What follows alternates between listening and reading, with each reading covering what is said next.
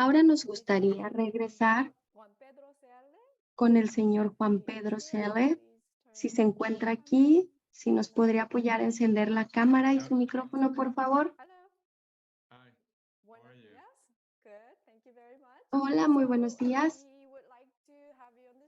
Nos gustaría que pueda dar su presentación sobre la política de descarbonización en Chile y las expectativas y también su participación o su punto de vista por parte de la Secretaría Okay, so de first Medio I'm Ambiente de Chile. gonna Muchas reset. gracias, muchas gracias. Share my screen. Yeah, so I will share my Sí, screen. voy a compartir mi pantalla. I hope this is the one. Yeah. Yep. Okay, Sí, ¿pueden so ver pueden ver mi pantalla? Sí, perfecto. yeah.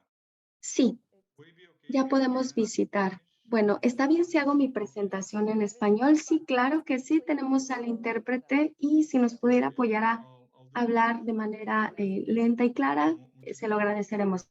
Muy contento de estar hoy día en este seminario de JCM. Como siempre, nosotros hemos trabajado muy mano a mano con el gobierno de Japón en esta tan importante iniciativa. El JCM hoy por hoy es muy conocido y está creciendo cada día, y esperamos que en Chile también los proyectos vayan creciendo no solo en números, sino que también en tamaño.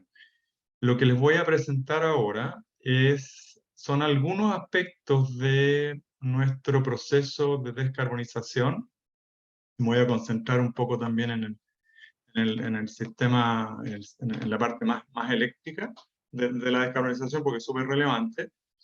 Y al final voy a tratar de explicar un poco cuál es nuestra expectativa respecto a precio al carbono en general y en particular al JCM en este proceso en que estamos involucrados como ministerio, como país, y hay varios ministerios también involucrados en esta senda hacia la carbono neutralidad. Un poquito de contexto del sector de energía y algunos escenarios que tenemos vistos en función de no solo de cumplir con la contribución nacional determinada, sino que también con alcanzar la carbono neutralidad, ojalá antes del 2050. Dentro del inventario más actualizado que tenemos del 2020, en la parte de energía, el sector de energía es el 77% de las emisiones totales del país. Ustedes pueden ver ahí cómo se reparte esta responsabilidad. El sector de generación de energía o de generación eléctrica se lleva un 30%, principalmente por combustión de carbón y gas natural. Ahí hay un error en la traducción, así que lo voy a arreglar. Después viene transporte, todo tipo de transporte, principalmente el transporte privado, es el que más aporta a las emisiones. Luego viene la industria, la minería, la industria de la celulosa y el papel, y los edificios por un lado también, y el sector de residuos en menor medida, la agricultura. Pero como ustedes pueden ver acá, tenemos como energía un tremendo desafío porque somos, como decía al principio, cerca del 80% de las emisiones nacionales. Este es un gráfico que tenemos desde el 2019, se está actualizando, es nuestra ruta hacia la carbono neutralidad. Y ustedes pueden ver acá que no solo el sector de energía es importante en reducir emisiones de gases de efecto invernadero e incluso de contaminantes locales, que hay que hacer este vínculo, creo que es necesario, pero también el sector forestal. Si ustedes ven esta trayectoria hasta el 2050, la mitad del esfuerzo para poder ser carbono neutral al 2050 tiene que provenir al menos de lo que son las capturas del sector forestal. Ahora, ¿cuál es la visión que tenemos como Chile y como sector? Es que la idea no es llegar a una situación en que tengamos que compensar la mitad de lo que no se puede reducir en el sector de energía. La idea es reducir al máximo las emisiones y compensar solo donde hoy en día tecnológicamente no se prevé una transición en algunos subsectores, por ejemplo, o porque simplemente no es factible hacerlo. Esta meta de carbono neutralidad antes del 2050 que les mencioné está por ley. Nosotros tenemos la ley de cambio climático aprobada en junio de este año y aparentemente seríamos el único país, al menos en la región, que tiene esta meta de carbono neutralidad por ley. Tenemos una contribución nacional determinada ya presentada hace un par de años a la convención, y es bien interesante porque tiene tres compromisos. Primero, un compromiso de un pic máximo de emisiones al 2025. Si ustedes ven en esta gráfica, ese pic se estaría cumpliendo de acuerdo a las medidas que estamos pensando en implementar o ya se están implementando. Tenemos un presupuesto de carbono entre el 2020 y el 2030 que lo hace un instrumento súper interesante desde el punto de vista de la política pública, porque nos va a permitir corregir trayectorias en el caso que estemos proyectando y con lo avanzado en la implementación de las medidas no estemos llegando a la meta. Y una reducción absoluta al 2030 de una cierta cantidad de emisiones. Entonces, un cambio notable comparado con la indicia anterior, que no teníamos una meta absoluta, ahora sí la tenemos.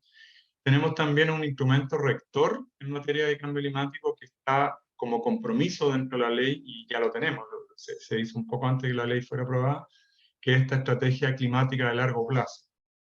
Y como estamos ahora hablando de, en el fondo, cómo vemos nosotros la descarbonización y cómo vemos el rol de instrumentos como el JCM, creo que es bien importante traspasar este mensaje no solo a los colegas de Japón, sino que también a quienes están mirando, están participando en este webinar, de que en esa estrategia climática a largo plazo hay compromisos del sector de energía con porcentajes bien específicos, y es bien interesante porque uno podría empezar a colegir qué tipo de acciones son las que nosotros como sector, como ministerio, estamos promoviendo para alcanzar esta meta de carbono neutralidad. Simplemente destacar que dentro de las principales medidas, eficiencia energética es una que aporta bastante a la reducción de emisiones al 2050, energías renovables, por supuesto que sí, electromovilidad, hidrógeno verde. Chile está muy firme en su meta de convertirse en uno de los actores principales de hidrógeno verde, de producción de hidrógeno verde a nivel mundial. Pero bueno, exactamente. Otro mensaje que también les quería compartir es que dentro de esta ruta nosotros no tenemos claridad aún del rol de los instrumentos de precio del carbono en general. No hablando en particular de un impuesto, un sistema de transacción de emisiones, el artículo 6, ¿no es cierto? O este mecanismo promueve el gobierno de Japón, que está dentro del artículo 6.2. Entonces necesitamos entender también el rol de estos instrumentos porque queremos participar en el mercado de carbono, pero también necesitamos cumplir con nuestras metas de las NDC sucesivas que nos van a llevar hacia el 2050. Otro punto que es bien importante de esta gráfica, y que no está acá porque las acciones están incorporadas en las principales medidas que les estoy planteando acá, la salida del carbono. La salida del carbono es una medida súper importante que ya está ocurriendo, es un compromiso voluntario entre el gobierno y las principales empresas de generación de energía en Chile. ¿Y por qué es tan importante la salida del carbón?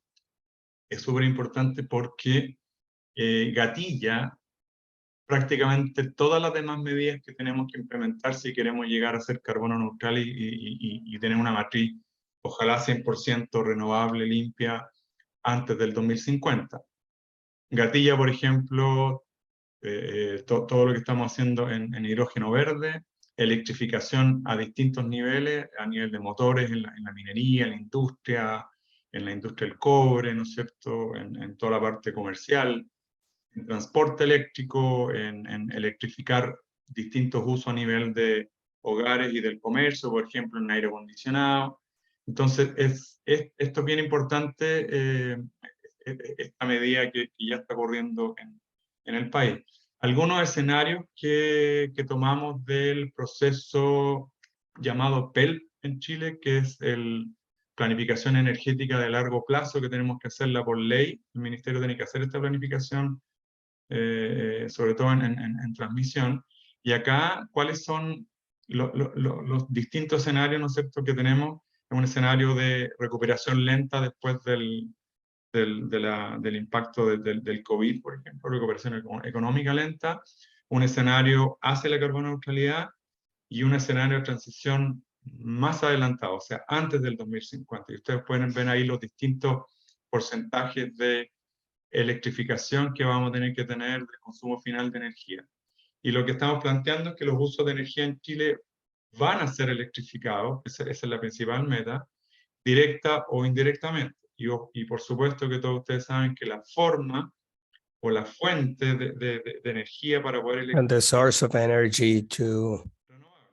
electrify has to be renewable. Un problema de un lado a otro. We won't transfer the problem from one. Que dentro de los escenarios planteados en este proceso de planificación energética a largo plazo, también es importante pensar en generación distribuida y su rol en la descarbonización. Entonces la idea es tener una generación de energía cerca de los lugares de consumo y poder llevar, ¿no es cierto?, tecnologías de generación distribuida a lugares que están más aislados y que están separados de hasta donde llega la red eléctrica. Este mapa es bien interesante, muestra el potencial técnico de la energía renovable en Chile, y como ustedes ven acá en este número grande que hemos mostrado acá, este potencial técnico es sobre 80 veces la capacidad instalada actual de energía renovable. Acá ustedes tienen, ¿no es cierto?, distintas tecnologías y el potencial necesario para, ¿no es cierto?, llegar a este potencial técnico. Esto tiene muchísimos desafíos, yo voy a mencionar algunos más al final de mi presentación, pero uno de los principales desafíos es que si quisiéramos implementar parte de este potencial más allá de lo que tenemos actualmente, tenemos que mirar bien cómo gestionamos esto con los territorios, porque necesitamos que el desarrollo de esto sea armónico con los territorios. Estamos hablando de un desarrollo sustentable, ¿cierto? Entonces, no es menor el desafío en este sentido. Esta es una proyección de escenarios de energía renovable variable. Ustedes ven que en dependencia llegando más hacia el 2050, cuál es nuestra aspiración, es tener casi cerca de un 80% de energía renovable variable en el sistema. Y ojalá esta energía sea apoyada con sistemas de almacenamiento que reduzcan o disminuyan casi a cero esta variabilidad que tiene la energía renovable. Y obviamente esto tiene que ir acompañado de una modernización de cómo opera el sistema eléctrico, con mucho más digitalización de lo que tenemos hoy en día. Esta lámina me pareció importante destacársela. Les comenté al principio que hay un compromiso voluntario firmado en el 2019 con las principales empresas energéticas, y esto ya y es voluntario, y esto ya se está materializando. Desde junio del 2019 hasta octubre del 2022, 8 plantas de generación a carbón han sido retiradas del sistema, y al 2025 se espera que 13 plantas adicionales puedan ser retiradas y 3 reconvertidas a otros combustibles, y todo esto va a representar cerca del 65% de las plantas en base a generación a carbón de Chile. Ustedes ven acá, ¿no es cierto?, las distintas unidades, las distintas zonas de Chile, y podríamos estar adicionando una planta más este año, la planta Ventanas 2, y eso va a depender de algunas gestiones que se están haciendo en relación a trabajo en la subestación de Agua Santa. En este esquema, donde no hay fecha todavía definida para las plantas que estarían por salir del sistema, se espera que igual salgan no más allá del 2040. Esta también es una tremenda noticia que salió hace muy poquitito, que por primera vez la generación solar y eólica sobrepasó al carbón en este año, por un porcentaje pequeño de superación, pero súper importante para ir viendo cómo avanzamos en que salga el carbón y se reemplace por energía renovable. Estamos en este minuto, el Ministerio está elaborando un plan de descarbonización para asegurar que el cronograma de salida de las centrales ocurra en tiempo o incluso se acelere más allá de lo planificado originalmente. Y creo que es importante hacer un paréntesis acá para comentarles que originalmente el plan, el plan de salida de las centrales estaba dividido en dos etapas, y una primera etapa el 2024, y en esa primera etapa iban a salir 8 centrales, y como les mostré yo, ya al 2022 han salido 8 centrales y se podría sumar una más, o sea, se está incluso acelerando el calendario. Pero esto, en el fondo, todo lo que significa descarbonización tiene distintos desafíos, y los que yo les voy a mencionar ahora son desafíos que se están abordando en este plan de descarbonización. El primero tiene que ver con tecnología, ¿no es cierto?, para manejar de mejor forma la red eléctrica, con la idea, ¿no es cierto?, que esta transición energética nos lleve a una modernización de la red eléctrica. Hoy en día, bueno, ahí no entro en detalle porque esto es bastante eléctrico, yo no soy ingeniero eléctrico, pero lo que es interesante en el fondo que se está mirando tecnológicamente cómo podemos migrar de un sistema actual de cómo está el sistema eléctrico a un sistema futuro donde podamos tener mayor digitalización, podamos tener otro tipo de tecnologías, podamos utilizar operaciones más automatizadas, reducir al máximo los niveles de cortocircuito. Estamos hablando acá, ¿no es cierto?, de fenómenos electromagnéticos versus fenómenos electromecánicos que tenemos hoy en día, control de frecuencia con distintas tecnologías. Es bien interesante, y entiendo que esto no implicaría en todos los casos de esta modernización del sistema eléctrico mayores costos. Otro gran desafío es la incorporación de almacenamiento en nuestros planes de carbono neutralidad. Aquí ustedes ven, ¿no es cierto?, y esto es clave para la transición energética. Necesitamos tener un portafolio de energía renovable que esté operando 24/7, ¿okay? O sea, a todas horas. Entonces, acá ustedes tienen distintos tipos de tecnología que nos van a ir aumentando, ¿no es cierto?, nuestra capacidad de almacenaje y nuestra capacidad de manejo de energía en relación a las distintas horas que queremos ir aumentando nuestra capacidad de almacenamiento. Tenemos concentración solar de potencia, tenemos pensado en bombeo hidráulico, baterías de Carnot. De hecho, algunas de las centrales que les mencioné en el diagrama de salida que está ocurriendo van a ser la transición a baterías de Carnot, por ejemplo.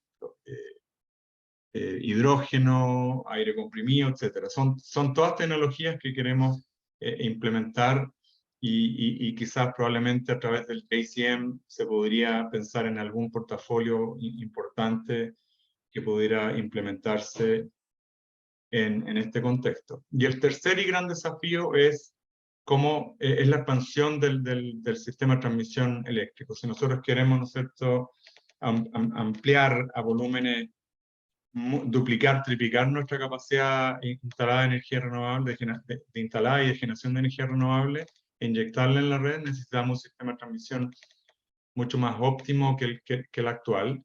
Y ahí ustedes tienen, ¿no es cierto?, una serie de áreas en términos de tecnologías de optimización del sistema de transmisión, medidas para reforzar el sistema y medidas para poder expandir el sistema no solo a nivel nacional, sino que también a nivel zonal, a nivel mucho más pequeño. Y con esta finalizo cuál a nuestro juicio son los elementos claves en esta descarbonización. Primero, regulación, ¿no es cierto?, regulación asociada a emisiones de gases de efecto invernadero y a emisiones locales, y para eso tenemos la Ley Marco de Cambio Climático, que establece límites máximos de emisión de gases de efecto invernadero. Tenemos, ¿no es cierto?, que promover distintas tecnologías para poder alcanzar esta carbono neutralidad y alcanzar un sistema energético que sea resiliente, seguro. y que entregue energía limpia, almacenamiento, biocombustible, hidrógeno verde, energía renovable, todo lo que tenga que ver con infraestructura y modernización de la operación del sistema eléctrico, ya les mencioné algo. Obviamente, los compromisos internacionales, Chile se toma muy en serio los compromisos que ha firmado y en particular del Acuerdo de París. Hoy en día estamos ya elaborando el quinto reporte bienal de actualización. Actualizamos la NDC, como les comenté, una NDC mucho más ambiciosa, y ahora estamos en toda una coordinación interna entre los distintos ministerios para ver cómo empezamos a implementar todos los compromisos que están en nuestra ley de cambio climático, que están asociadas al cumplimiento de la meta del Acuerdo de París.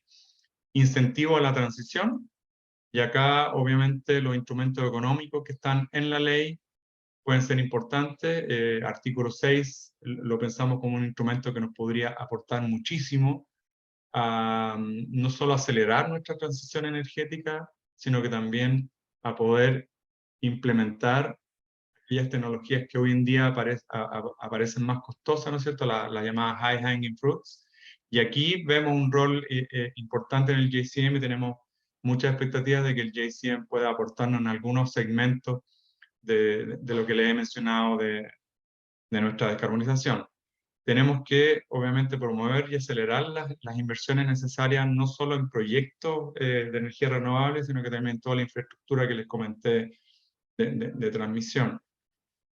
Fomentar sociedades, ¿no es cierto?, público-privadas o asociaciones público-privadas. Tenemos que acelerar de alguna manera la aprobación de proyectos si queremos efectivamente inyectar mucho más energía renovable en el sistema. Pero también esto tiene que hacerse en un contexto de aceptación social. Y cuando hablamos de aceptación social es que no hay que dar por sentado que todo el mundo está de acuerdo con la descarbonización en el sentido siguiente. Si yo vivo en una cierta comunidad, probablemente no quiero que se instale digamos, una tecnología eólica, porque eso va a ser una disrupción no solo en los hogares, en el paisaje, etc. Entonces hay que ver muy bien cómo vamos matizando, ¿no es cierto?, esta transición acelerada con el tema de aceptación social, transición justa, por supuesto, que es parte inherente, importantísima de esta transición, y obviamente una preocupación en términos del territorio. Al principio les mencioné, ¿no es cierto?, un desarrollo armónico con el territorio, y una conversación día a día con las comunidades para ir, digamos, facilitando la aceptación de estos cambios transformacionales que necesitamos tener a distintos niveles. Y con esto termino mi presentación. Muchísimas gracias de nuevo al JCM por invitarnos a ser parte de este seminario.